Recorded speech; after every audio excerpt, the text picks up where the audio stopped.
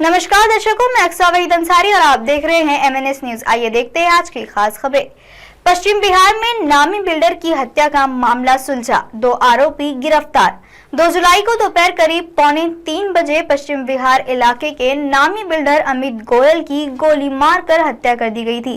इसके बाद हमलावर सुनहरे रंग की टोयोटा कोरोला कार में सवार होकर मौके से फरार हो गए थे। आइए देखते हैं क्या है पूरा मामला। दिल्ली के पश्चिम बिहार इलाके में एक नामी बिल्डर और निशानेबाज की हत्या का मामला सुलझ गया है। इस मामले में पुलिस ने 2 आरोपियों को गिरफ्तार किया है। आरोपियों का कहना है कि बिल्डर ने उसे हथियार सप्लाई नहीं किए थे, इसलिए उसकी हत्या कर दी गई।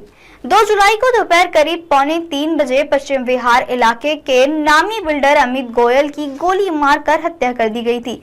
इसके बाद हमलावर सुनहरे रंग की टोयोटा कोरोला कार में सवार होकर मौके से फरार हो गए। बाद में अपराध के लिए इस्तेमाल की गई कार को छोड़ दिया गया था। मृतक अमित गोयल पहले अवैध हथियारों से जुड़े 2 मामलों में शामिल था।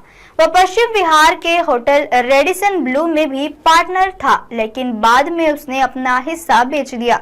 वह गैंगस्टर भूपेंद्र उर्फ मोनू दरियापुर का करीबी सहयोगी था, जिसकी हत्या गैंगस्टर सोनू दरियापुर ने की थी। साथ ही वह एक पेशेवर निशानेबाज था और निशानेबाजी के लिए आयात किए जा रहे हथियारों की आड़ में घातक हथियार मांगता था और भारतीय निशानेबाजों के लिए बनाई गई आयात नीति का दुरुपयोग करता था। उसे 2017 में DRI द्वारा एक स्लोवेनियाई नागरिक के साथ अवैध रूप से भारत में 25 स्वचालित आयातित पिस्टल आयात करने के लिए गिरफ्तार भी किया गया था। वह कथित तौर पर दिल्ली, हरियाणा और यूपी के गैंगस्टरों को ऑटोमेटिक हथियारों की सप्लाई में शामिल था। 9 जुलाई को हरियाणा के रोहतक में दीपांशु की लोकेशन मिली, जिसके बाद पुलिस ने टीम रोहतक गई। वहां आरोपी दीपांशु को उसके दोस्त भूपेंद्र के साथ पकड़ लिया। पश्चिम बिहार में नामी बिल्डर की हत्या का मामला सुलझा, 2 आरोपी गिरफ्तार। 2 जुलाई को दोपहर करीब 2:45 बजे पश्चिम बिहार इलाके के नामी बिल्डर अमित गोयल की गोली मारकर हत्या कर दी गई थी। इसके बाद हमलावर सुनहरे रंग की टोयोटा कोरोला कार में सवार होकर मौके से फरार हो गए। दिल्ली के पश्चिम बिहार इलाके में एक नामी बिल्डर और निशानेबाज की हत्या का मामला सुलझ गया है। इस मामले में पुलिस ने 2 आरोपियों को गिरफ्तार किया है। आरोपियों का कहना है कि बिल्डर ने उसे हथियार सप्लाई नहीं किए थे, इसलिए उसकी हत्या कर दी गई। 2 जुलाई को दोपहर करीब 2:45 बजे पश्चिम बिहार इलाके के नामी बिल्डर अमित गोयल की गोली मारकर हत्या कर दी गई थी। जिसके बाद हमलावर सुनहरे रंग के टोयोटा कोरोला कार में सवार होकर मौके से फरार हो गए। बाद में अपराध के लिए इस्तेमाल की गई कार को छोड़ दिया गया था। मृतक अमित गोयल पहले अवैध हथियारों से जुड़े 2 मामलों में शामिल था। वह पश्चिम बिहार के होटल रेडिसन ब्लू में भी पार्टनर था, लेकिन बाद में उसने अपना हिस्सा बेच दिया। वह गैंगस्टर भूपेंद्र उर्फ मोनू दरियापुर का करीबी सहयोगी था, जिसकी हत्या गैंगस्टर सोनू दरियापुर ने की थी। साथ ही वह एक पेशेवर निशानेबाज था और निशानेबाजी के लिए आयात किए जा रहे हथियारों की आड़ में घातक हथियार मंगाता था और भारतीय निशानेबाजों के लिए बनाई गई आयात नीति का दुरुपयोग करता था। उसे 2017 में DRI द्वारा एक स्लोवेनियाई नागरिक के साथ अवैध रूप से भारत में 25 स्वचालित आयातित पिस्टल आयात करने के लिए गिरफ्तार किया गया था। वह कथित तौर पर दिल्ली, हरियाणा और यूपी के गैंगस्टरों को ऑटोमेटिक हथियार की सप्लाई में शामिल था। 9 जुलाई को हरियाणा के रोहतक में दीपांशु की लोकेशन मिली, जिसके बाद पुलिस टीम रोहतक गई। वहां आरोपी दीपांशु को उसने दोस्त भूपेंद्र के साथ पकड़ा गया। बता दें कि पंकज साहू वासिया ने दीपांशु को अपने दोस्त भूपेंद्र से मिलवाया था। बाद में भूपेंद्र उर्फ जोखर ने अपने गांव के एक अमित की हत्या कर दी।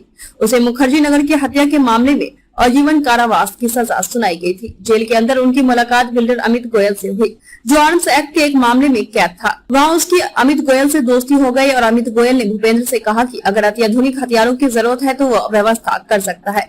इसके बाद 2021 में भूपेंद्र को कोविड के कारण पेरोल पर रिहा कर दिया गया, जिसके बाद वह दीपांशु से जुड़ गया। दीपांशु ने एक हथियार की व्यवस्था करने के लिए भूपेंद्र से संपर्क किया। भूपेंद्र उसे अमित गोयल के पास ले गया, जिन्होंने उन्हें अत्याधुनिक हथियारों की कई तस्वीरें दिखाई। एक पिस्टल 2 लाख रुपए में फाइनल की गई। दीपांशु ने अमित गोयल को उसी के लिए 3 लाख रुपए का भुगतान किया।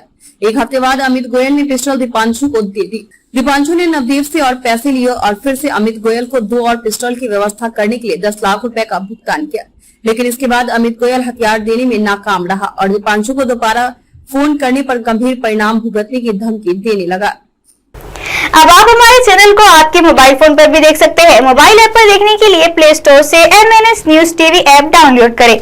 इंस्टा, लिंक, ट्विटर, हाई, कुक, फेसबुक और कई सोशल मीडिया के प्लेटफॉर्म्स पर भी हमारा चैनल उपलब्ध है। आप इसे यूट्यूब पर भी देख सकते हैं। आप हमारे चैनल को लाइव देखने के लिए www.mnsnewstv.com पर जा सकते हैं। फिलहाल दर्शकों, वक्त हो चला है एक ब्रेक का। ब्रेक से लौटने के बाद देखिएगा देश और दुनिया की तमाम खबरों को। बने रहे MNS न्यूज लाइव पर, क्योंकि सच जरूरी है। नमस्कार।